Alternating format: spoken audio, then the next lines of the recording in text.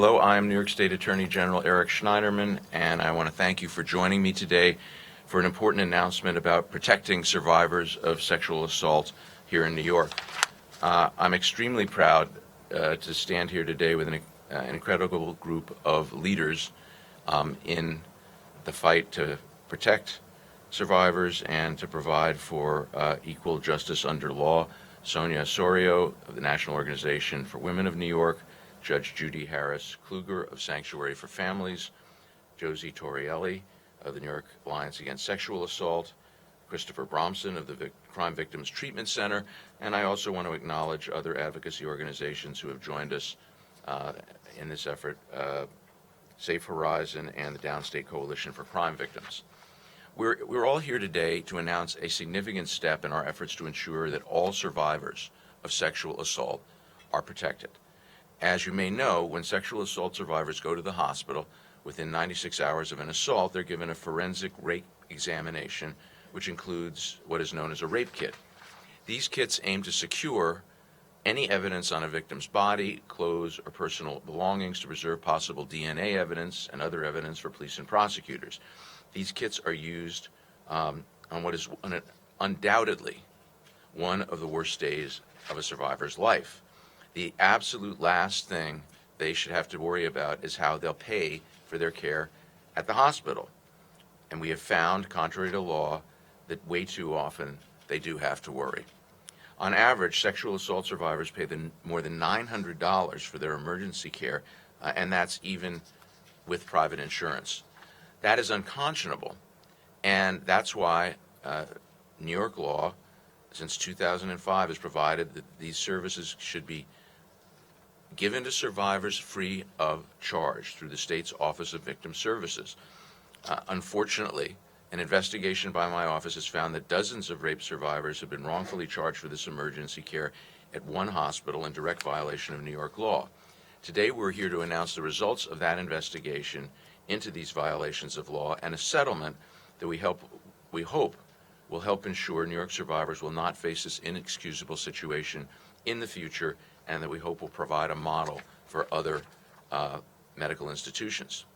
So this began in January of this year when a sexual assault survivor communicated with our office about her experiencing after going to the emergency room at Brooklyn Hospital in 2015. After her visit, in complete violation of state law, she was billed 7 different times for her rape kit, hundreds of dollars each time. After she received the first bill, she contacted a victims assistance organization, which contacted the State Office of Victim Services, which then called Brooklyn Hospital directly. The hospital assured them it would not bill her again, but it did again and again and again. And when she didn't pay the bill, they actually sent it to a collection agency. This is intolerable conduct, and it is hard to imagine the heartbreak and anxiety that would come from having to fight a collection agency over a clearly unlawful, mistakenly charged rape kit. All told, between 2015 and 2017, we found that Brooklyn Hospital conducted 86 rape exams, and that in 85 cases, the hospital either improperly billed the patient directly or improperly billed the patient's insurance company without explaining the patient's option under the law to have the state pay for this in its entirety. We cannot and will not allow this to continue. Today we're announcing a very significant agreement with Brooklyn Hospital to ensure that all sexual assault survivors get the respect and care they deserve. Under this agreement, Brooklyn Hospital agrees never to bill patients for rape kits under any circumstances. The charges for these procedures will now always go to an insurance company or the state's Office of Victim Services, never directly to the patient. Moreover, all survivors will be provided with a form explaining that they have the choice of having the state pay for the cost or of billing their private insurance. Some survivors choose to avoid having private insurance pay for a rape kit because of the understandable desire for privacy and confidentiality. That is their right. And while today's agreement is with the Brooklyn Hospital, I want to be clear that our investigation into this issue has only just begun. Today we're sending letters to other hospitals across the state seeking billing data and information on their policies and procedures in this area. We'll be continuing our investigation to ensure that all hospitals in New York are living up to their legal duty. And I would urge anyone who's had an experience like this where you have been charged or you know someone who has been charged for a rape kit improperly, please contact our Health Care Bureau helpline. We have Lisa Landa, the head of my Health Care Bureau, is here with us, and she and her team will respond. It's 1-800-428-9071, or visit our website at ag.ny.gov. Ladies and gentlemen, I would be remiss if I didn't acknowledge that the challenges facing these survivors are part of a larger system of discrimination and really a manifestation of a culture of male supremacy in our healthcare system and in the nation as a whole. In recent months, we've begun a long overdue reckoning with our culture of violence and silence. Today's announcement is really a response to a systemic failure of many American institutions to protect women. This failure to ensure the equal rights of women will not be tolerated, and we must reimagine a world where predators are exposed and held to account, and survivors are supported and empowered at every level. I hope today that our announcement will be one of many steps in that direction. I thank you, and now we're going to hear from a real leader in the struggle for equal rights in this and many areas, Sonia Osorio of the National Organization for Women. Thank you so very much, Attorney General Schneiderman, for taking on this important cause, and thank you so very much for connecting the dots with what is happening in our nation, with the failure that we have seen decade after decade in the criminal justice system, in institutions, with a failure to protect women. And this is such a ripe example. Think about it for a moment. How traumatic is sexual assault? And it's re-traumatizing to have bills arrive in the mail asking you to pay for basically what is collection of evidence of a crime scene. And that crime scene is a woman or a man's body. So I'm very proud to be here today and proud to recognizing that all women and men should receive equal treatment and full support to be able to come forward.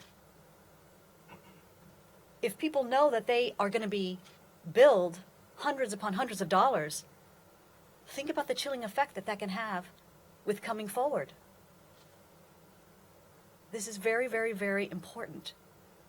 Work on the ground that is done for victims of sexual assault. You know, and this testing matters tremendously. Collecting and processing rape kits work. New York City had a backlog of 17,000 kits 2 decades ago.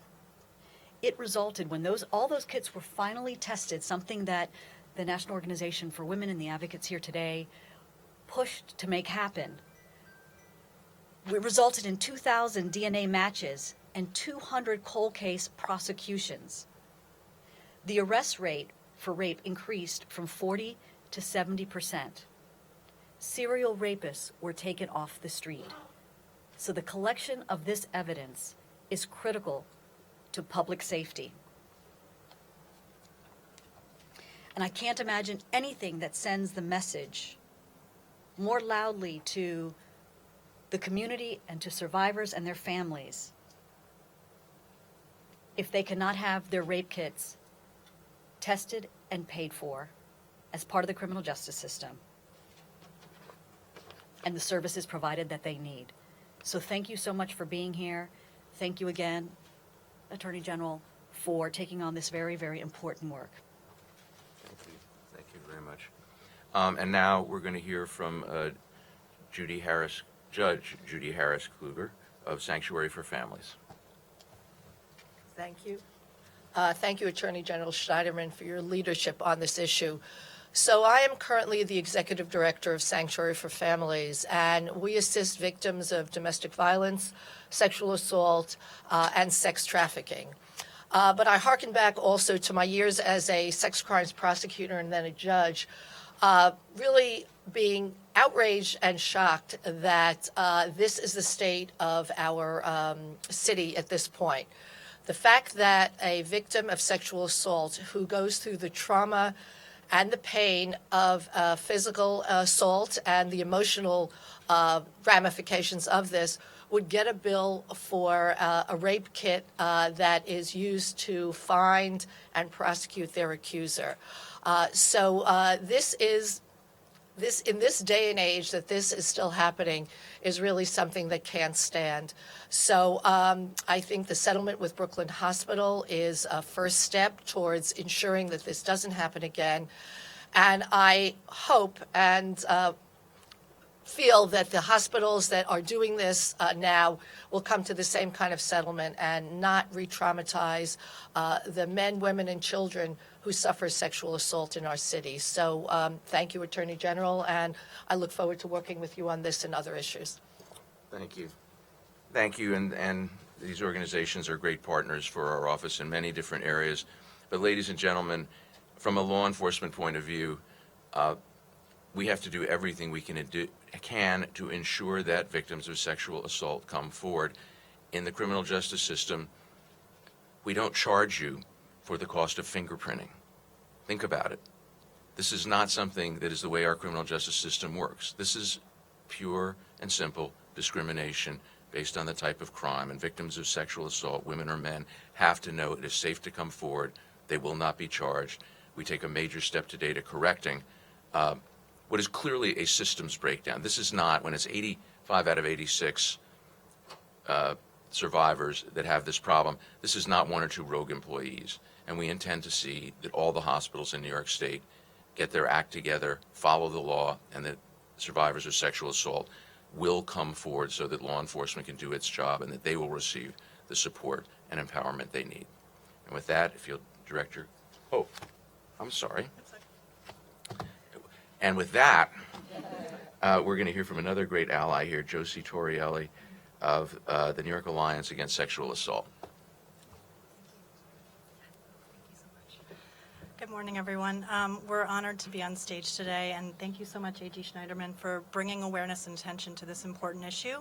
As the New York City Alliance Against Sexual Assault, we work with survivors every day who are experiencing difficulty in the very systems that are intended to assist them after they've experienced sexual violence.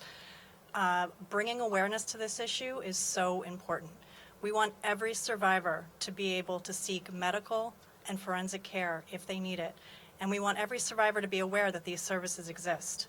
So this is an important step to knowing that survivors can go to a hospital, they can get that important treatment that's going to help in both the prosecution of their cases, but also in their medical and emotional recovery after an assault happens. I want to thank the survivor who initially contacted our organization because, as she said, she wanted to make sure that justice was served for herself, but she also wanted to make sure that this experience did not happen to anyone else. She was standing and raising awareness for this issue and was luckily able to reach us and was thinking about the many others who followed her. And so I just wanted to say that I'm really grateful to her for speaking out and for bringing this to our attention, and then for the response and attention of the Attorney General's office into this issue. Thank you so much. Thank you. Thank you very much. And now, if you'll just identify yourself to Amy Spitalny, we'll take some on-topic questions. Michael, can you give me details on the settlement, financially, and anything else you can provide? Also, how rampant is this throughout the system? What evidence do you have that this is common practice? We can make this. Terms of the settlement are laid out in greater detail in our press release. Anyone who has spent money out of their pocket is getting reimbursed with interest, but more importantly, there's been a systemic change in the procedures and the protocols for this hospital, and a system for monitoring those changes in place. We don't know how widespread this is. We have anecdotal evidence, but we wanted to complete this investigation and keep our work confidential until we completed it, and now we are going public and sending notices to other hospitals, contacting hospital associations to make sure that the word gets out. I am hopeful that because this is such a clear-cut violation of law, other institutions will immediately begin to change the way they're doing this. And we have set out in this particular settlement, which is available to them, a model for how to proceed. Do you know, do hospitals analyze, process, turn the kids over to law enforcement? Do they not do that until these bills are paid? In other words, what have these 85 kids been processed yet or turned over to law enforcement? And no, there's a protocol for providing the kits quickly to law enforcement. The problem is the billing, and as the example of the survivor who came forward and spoke up about their treatment in 2015, it goes on for a period of many, many months. But it doesn't necessarily slow up the investigation. But if people are getting billed, it does provide discouragement for others to come forward. So this is something where we have to reduce every possible barrier. And again, this is really out of line with the way our criminal justice system operates and treats the victims or survivors of any crime. So it's something that has to be corrected, and it is a systemic problem. Kayla Mamlak, just two questions. To clarify, the 85 survivors were all from Brooklyn Hospital, correct? Correct. And now sending out these, the requests to all the hospitals, is that a demand or is that just a request from the hospitals to send back their medical bills? And what is that relationship with the other hospitals? Well, we are hopeful of getting rapid cooperation. We're asking for the information in the records because we're not in the business of making accusations without evidence, but we are of the view that if there's this level of a systematic breakdown in one hospital, there probably are in others. And again, this is a matter of policy, and these are not new laws. I mean, this regime was originally set up by the federal Violence Against Women's Act that was passed back in the 1990s. The New York State statute was initially enacted in 2005. So this is not something where they shouldn't have been aware of it. And we're looking for prompt reaction from the industry, but we will investigate and ensure that happens by everyone who's implicated. And just to follow up, sorry, when communicating with Brooklyn Hospital, was their immediate response apologetic, or were they trying to explain why they were in fact charging these women illegally? I would say that it wasn't exactly apologetic. I think it was more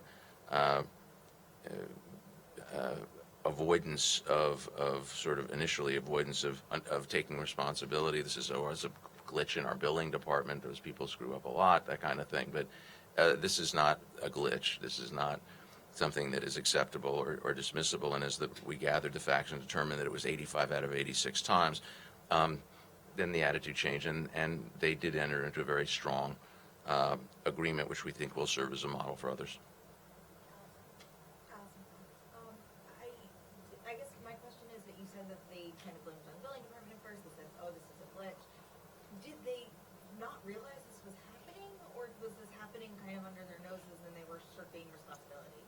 Well, somebody there realized this was happening, but apparently at the higher levels of the hospital, they claimed not to have any knowledge. I guess I should clarify. Did they not realize that it was illegal to bill a patient? Again, there certainly were lawyers in the hospital that had to understand this, but it just didn't get down to the billing department. And there was, as I said, this is a systems breakdown. This is not a matter of one or two rogue employees. James Ford from It's 11 News. The investigation covers the period January 2015 to February 2017. Why those dates, and is it possible that Brooklyn Hospital might have been doing this prior to that time?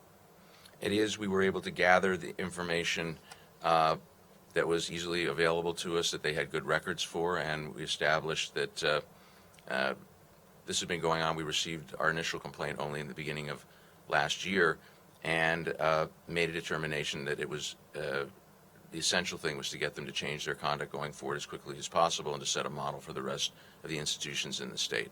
But anyone else who has been a victim of this kind of conduct really should contact our healthcare department, Healthline, or go to our website at ag.ny.gov. How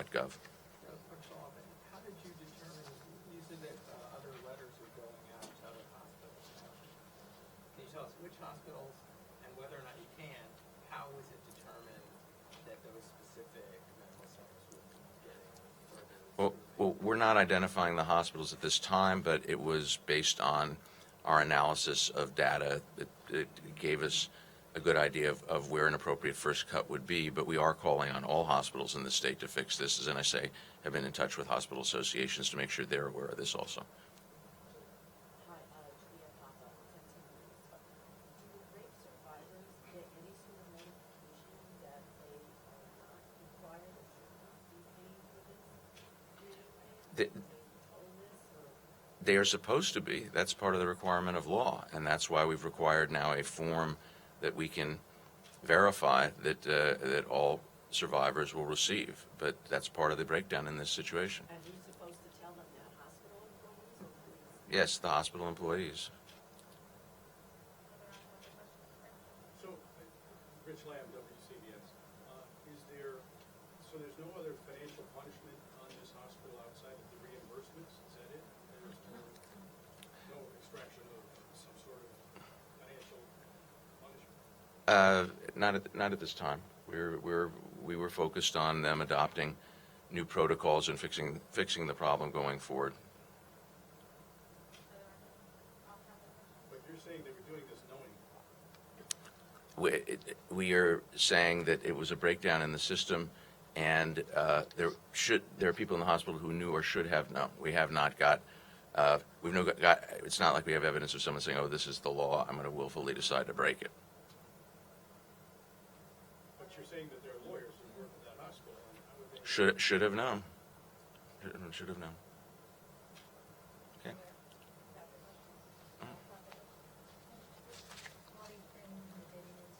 said it was $900, or how much were the patients billed approximately? That varied. I was saying that the national statistic is that even with insurance companies paying for the costs of other costs of medical treatment, the average sexual assault survivor pays $900 out of their own pocket anyway. And because there are other kinds of treatments that are not automatically covered by the state, but a forensic rape exam and a rape kit, that's something that, as a matter of public policy, law enforcement, and human decency, that's something that we've seen fit nationally to have as a policy that we're going to pay for. We're not going to require victims to pay for it, and that's what was violated in this case. Sorry, just two questions.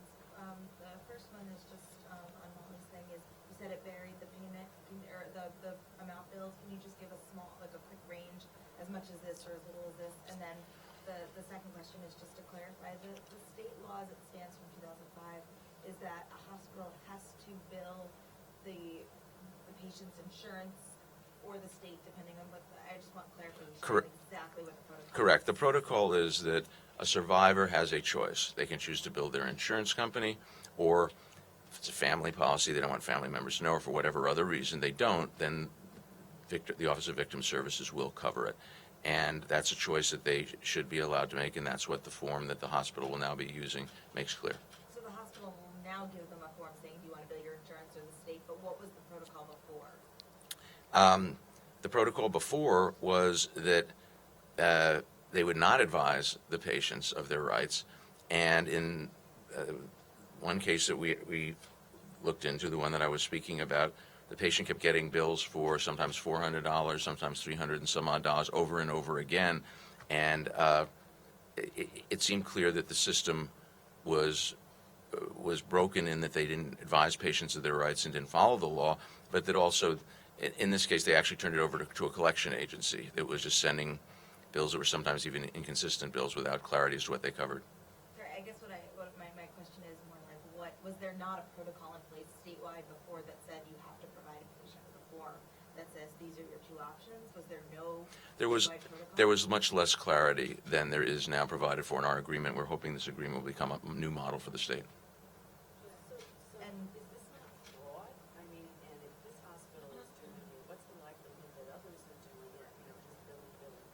That's what we're out to find out. So this isn't fraud, this isn't criminal?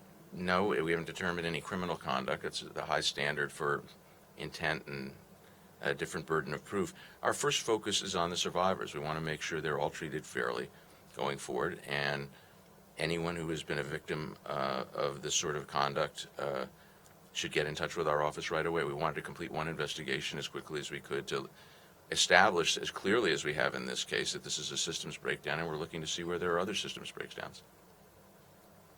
Okay? And the range on how much patients We'll will get, go? we'll get you any details. So is it possible it becomes a criminal investigation? I mean, anything is possible. We have, but beyond that, all I can say is we've not found something that rises to the level of a crime. So far, we are, again, in the early stages of the overall investigation. So if a victim comes in, is everything else taken care of by insurance, or this, I mean, is it basically free, or are they paying something? I mean, you talked about the rape kit, does that term mean all of the care that's involved, or? Well, it depends on the circumstances. I mean, there's some survivors who have more medical needs than others, need prescriptions, go for other forms of treatment, and some of that is covered in by their insurance companies, and some of that they pay for out of pocket. This is one area where the government has made a determination that we will cover this no matter what. But it's not to say that people who are survivors of sexual assault that every other aspect of their health care is paid for. It's not. I mean, that is still subject to insurance. We look for ways to reduce the burden, and there is what I would argue is an overly complicated system for getting reimbursement from the Office of Victim Services, but we hope to shine a light on that too through the process of these investigations. All right, thanks, guys. Any additional details?